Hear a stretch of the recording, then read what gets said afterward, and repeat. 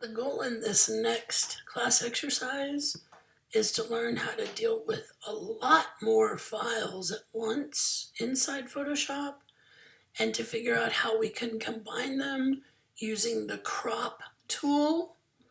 The first thing I want to do is grab at least 10 to 15 images, and I want to ask if you want to go onto Google image search and just look for 10 to 15 different images.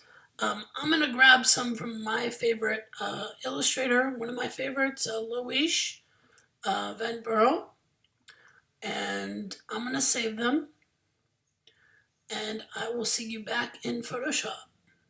As I look at these thumbnails, remember that they have a lot of information tied to the files.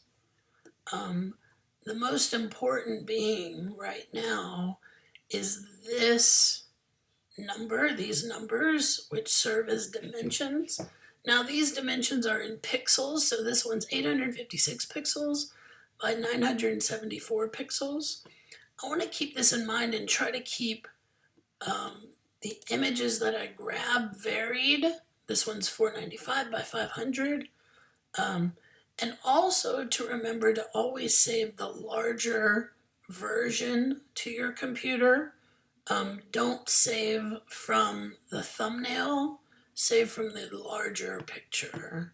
I'm going to make a new folder on the desktop and save.